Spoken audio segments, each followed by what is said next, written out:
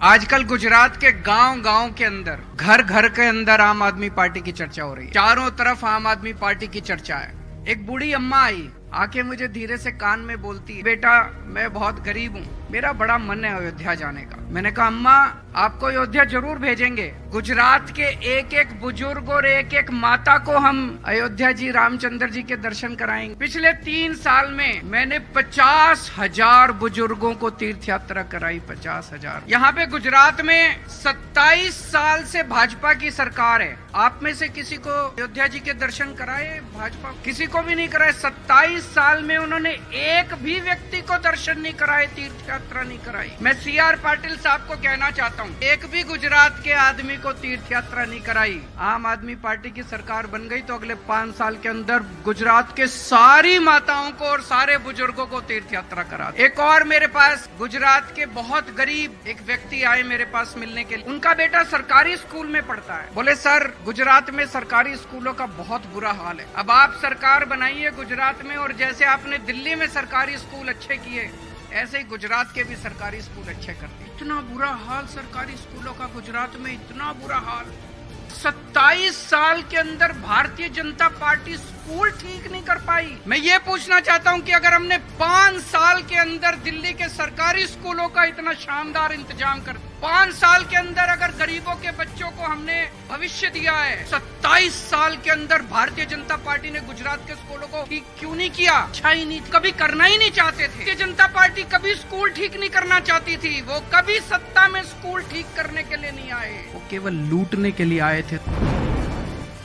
दिल्ली के अंदर हमने पिछले 7 साल से प्राइवेट स्कूलों को फीस नहीं बढ़ाने दी। मैं पूछता हूं कि अगर दिल्ली के अंदर हम प्राइवेट स्कूलों को ठीक कर सकते हैं तो 27 साल में भारतीय जनता पार्टी नहीं कर सकती क्या? कर तो सकती थी, मिले हुए हैं इनके साथ। भारतीय जनता पार्टी अमीरों की पार्टी है। अमीरों के लिए बड़े बड़े स्कूल बना देंगे, महंगे महंगे स्कूल बना देंगे, शानदार स्कूल बना देंगे। मैं CR पाटिल जी से पूछना चाहता हूँ, 27 साल में आपने गरीबों के लिए कितने स्कूल बनाए? स्कूल बंद करते जा रहे हैं, गरीबों के स्कूल बंद करते जा रहे हैं। 6,000 स्कूल बंद कर दिए इन लोगों ने पिछले कुछ दिनों में। और मैंने सुना यहाँ पे पेपर बहुत फूटते हैं मतलब लीक होते हैं। मेरे को पता चला गुजराती में उसको फूटना कहते हैं, कि पेपर बहुत फूटते हैं, सारे पेपर फूट जाते हैं। मैं पाटिल जी से कहना चाहता हूँ, एक पेपर नहीं तुमसे ठीक से होते, तुम सरकार क्या चलाओगे? और मैं आपसे पूछना चाहता हूँ, ये पेपर लीक कौन करवाता है? इसके पीछे कौन लोग हैं? कोई जेल नहीं जाता, किसी को जेल नहीं होती। पेपर फूटते हैं, फिर और पेपर फूटते, जनता बच्चों का भविष्य खराब हो रहा है। मैं 2-3 बार आया, इतनी ज्यादा इन लोगों को मेरे से चिढ़ हो गई। मेरे को इतनी गंदी गंदी गालियां दे रहे हैं, हमारे लोगों के ऊपर पिटाई कर रहे हैं, जगह जगह हमारे कार्यकर्ताओं की पिटाई कर रहे हैं। पाटिल साहब ये क्या है? ये तो अच्छी बात नहीं है। आप ऐसे चुनाव जीतना चाहते हो? इस तरह की गुंडागर्दी करके चुनाव जीतना चाहते हो? मैं आपको आके ये कह रहा हूँ कि मैंने दिल्ली में ऐसे कर दिया, मैंने स्कूल खोल दिया, मैंने अस्पताल खोल दिया, मैंने ये कर दिया, वो कर दिया। आप भी अपने काम बताओ। आप अपने काम क्यों नहीं बताते?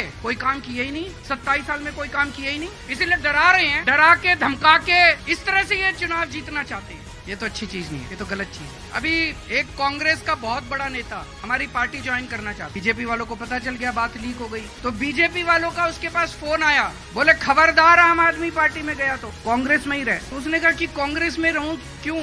बोले नहीं, कांग्रेस हमारी छोटी बहन है। तो ये जो भाई बहन का प्रेम है, ये इसने गुजरात को बर्बाद कर दिया। अब इन दोनों भाई और बहन दोनों को हटाओ और आम आदमी पार्टी की सरकार लेके आओ। भारत माता की